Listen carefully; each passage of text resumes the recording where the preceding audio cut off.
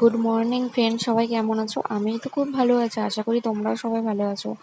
দেখো, সিকিমে কদিন আগে প্রচণ্ড বৃষ্টি বন্যা গেছে। আমরা ওই মুহূর্তে এখানে গিয়ে পৌঁছে গেছি, কারণ আমাদের আগে থেকে প্ল্যান করা ছিল যে এই মুহূর্ত মানে এই সময়টা আমরা যাব। আর ওই মুহূর্তে যে বৃষ্টি হবে, এইভাবে বন্যা হবে আমরা বুঝতেই পারিনি। তাই রাস্তায় ধস নেমে গেছিলো, আমরা সেই ঘুরে ঘুরে এসছি। তার জন্য যেখানে গাড়ির ভাড়া 2,000 টাকা ছিল সেখানে 6,000 টাকা হয়ে গেছে। আর আমাদের প্রচণ্ড টেনশন হচ্ছিল। তাই আমার মামা ওইখানে প্রায় 10-12 বছর ধরে সিকিমে থাকছে, সিকিমে রাবাংলা, তোমার ওই বুদ্ধ পার্কের নিচেই।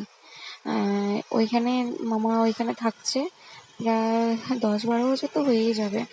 আর এর জন্য আমাদের এখানে সবাই মামাকে তো চেনে, দিয়ে বলল যে তোমাদের এখন এখানে থাকতে হবে না, তোমরা চলে যাও বাড়িতে, কষ্ট কষ্ট যা হচ্ছে হচ্ছে। হ্যাঁ, কিন্তু কদিন পরে এখানে যদি কোনো সমস্যা হয়ে যায় তখন তোমরা বেরোতে পারবো না। আর এখন বেরিয়ে যাও তাড়াতাড়ি করে, এখন একটু স্বাভাবিক আছে।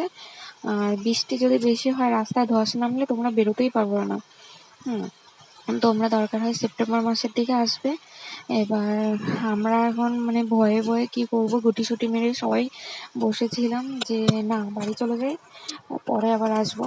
তাই সেভাবে ঘুরতে যেতে পারিনি। আমাদের এখানে একটা মন্দির আছে, তাই সেই মন্দিরে ঘুরে এসেছি।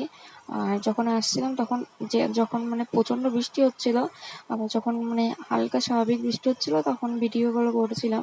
আর যখন বেশি বৃষ্টি হচ্ছিল তখন প্রচণ্ড ভয় লাগছিল মনের মধ্যে যে যদি ধস নামে।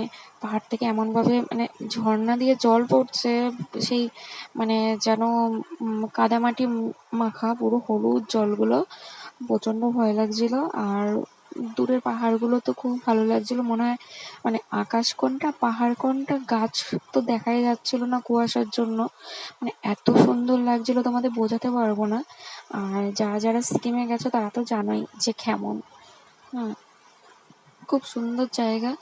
আর আমার তো খুব ভালো লাগে, আমি আবার যাব কদিন পর যদি পারি। আর যদি ভগবান নেয়, তোমাদের আশীর্বাদ থাকে তাহলে যাব। আর আমি সিকিমে এর আগে গিয়ে 1 মাস ছিলাম। তখন সবাই মামা মামি আমরা প্রায় 1 মাস ছিলাম, ভাইয়ের স্কুল ছুটি ছিল তার জন্য। আর এবার গিয়ে সেভাবে ফটো তুলতে পারিনি, কোনো কিছু করতে পারিনি, কারণ প্রচণ্ড বৃষ্টি হচ্ছিল, বৃষ্টির জন্য বেরোতে পারিনি আমরা। আর সামনে একটা পার্ক ছিল, পার্কে মানে যেতেও পারিনি, পার্কে জল জমে গেছিলো বৃষ্টি হয়ে। আর জায়গায় জায়গায় ধস নেমে গেছিলো, ওর জন্য ভয়ে যাইনি। যে বুদ্ধ পার্কটা, ওই পার্কটা মানে এমনভাবে বৃষ্টি হচ্ছিল যে পাহাড়ের ধাপ কেটে কেটে সিঁড়িগুলো তৈরি করা, তো এবার মানে ধাপগুলো এমনভাবে স্লিপ হয়ে গেছিলো যে আমরা ওইখান দিয়ে যেতেই পারছিলাম না, আর ভয় লাগছিল। আর আমরা মানে যে মন্দিরটা যাব, রাস্তা ছিল, রাস্তা দিয়ে মানে মামার এখান থেকে অনেকটা দূর। আর যদি আমরা পাহাড়ের ওপর দিয়ে মামাদের মানে মামার যে হোটেলটা থাকে সেই রুমের ওপর দিয়ে গেলে একটুখানি প্রায় আধ ঘন্টাও লাগবে না, কিন্তু অনেকটা উঁচু তো, উঠতে ভীষণ কষ্ট হতো। আমরা তাই রাস্তা ঘুরে ঘুরে 2 দিন ঘুরতে গেছিলাম, সেইভাবে ছবি তুলতে পারিনি কারণ পুরো কুয়াশা ভর্তি ছিল, কি ফটো তুলবো।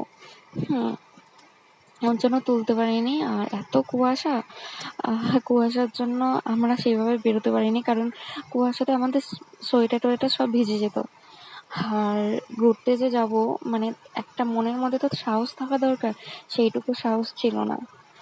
আর যদি কেউ যাও এখন কেউ যেও না, যখন হালকা শীত পড়বে সেপ্টেম্বর মাসের দিকে যাবে, তখন হালকা বরফ পড়ে। আর তখন খুব ভালো, ওইখানে মানুষই বলেছে আমাকে, আমি তার জন্য বললাম। আর পুজোর আগে যদি কেউ ঘুরতে যাও যেতে পারো, কিন্তু সেপ্টেম্বর অক্টোবরের দিকে ভালো। আবার নভেম্বর ডিসেম্বরের দিকে তখন গেলে প্রচণ্ড বরফ, তখন আবার বরফের জন্য সেইভাবে দেখা যায় না সব কিছু। তাই তোমাদের যদি আশীর্বাদ থাকে আমি আবার যাব, আবার তখন প্রচুর ভিডিও করব, প্রচুর ছবি তুলবো, তোমাদের সবাইকে ছবি ভিডিও সব কিছু পাঠাবো। আমার পুরো, আর আমার মেন কথা হচ্ছে আমার ফোনে চার্জ ছিল না, আমি তাই সেজন্য ছবি তুলতে পারিনি। আর এগুলো দেখো আমার ছবিগুলো, এইগুলো আমি আগে যখন গেছিলাম সেই ছবিগুলো, এবার গিয়ে তো আমি ছবিই তুলতে পারিনি। তাই দেখো ওই মাথায় ফুল দিয়েছি, আমার ফুল খুব ভালো লাগে। আর তোমাদের কার কার ফুল ভালো লাগে বলবে, আর এই জায়গাটা কে কে গেছো আমাকে কমেন্টে জানাবে। আর আমার মামা এই মন্দিরের নিচেই থাকে একটা হোটেলে, হোটেলটার নাম আমার বেশ মনে নেই। আর ওইখানের ভাষা আমি বুঝি না, হিন্দি সবাই বোঝে, কিন্তু ওইখানে তোমার নেপালি ভাষা ওরা বলে, ওদের ভাষা আমি বুঝি না। সিকিমের ভাষা একটু অন্যরকম, ওরা কি বলে আমি কিছু বুঝি না। আমার মামা বলতেও পারে, আর ওদের ওদের সাথে কথাও বলে, ওদের সাথে সব কিছু বলতে পারে। আর আমরা যখন ঘুরতে গেছিলাম তখন কিছু ফুল তুলেছি, দেখো এই ফুলগুলো কেউ চেনো নাকি আমাকে কমেন্ট করে বলবে। আর আমরা যে সিঁড়িগুলো দিয়ে যাচ্ছিলাম, সেই সিঁড়ির ধাপগুলো এটা প্রচণ্ড স্লিপ, কারণ জল বৃষ্টির জল গিয়ে গিয়ে তোমার স্লিপ হয়ে গেছে। আর এই জায়গাগুলো দেখো, কেউ যদি যাও আমাকে কমেন্ট করে জানাবে। ওকে বন্ধুরা, সবাই ভালো থেকো। আর আমার এই ভিডিও যদি ভালো লাগে লাইক শেয়ার কমেন্ট করবে, আর প্রচুর প্রচুর শেয়ার করবে যেন আমার ভিডিও সবাই দেখতে পারে।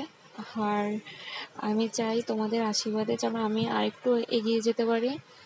আর কোনো কিছু যদি ভুল হয় আমাকে ক্ষমা করবেন, নিজের বোনের মতো, মায়ের মতো, মেয়ের মতো সবাইকে বলছি।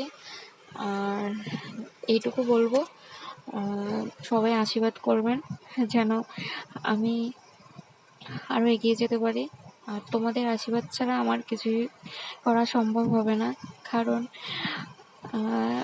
মানুষ মধ্যেই ভগবান থাকে। আমি যে শুনেছি ভগবানকে ডাকলে মানুষই পাশে আসে, কারণ কোনো বিপদের সময় তখন মানুষই আসে, অন্য ভগবান আসে না। কারণ মানুষের মধ্যে দিয়েই ভগবান আসে। তাই মানুষের যদি আশীর্বাদ না থাকে জীবনে কিছু করা যায় না। যেমন সবাই বলে বাবা মা এক কি বলবো, এমনই একটা জিনিস যে ভগবানের থেকেও বেশি।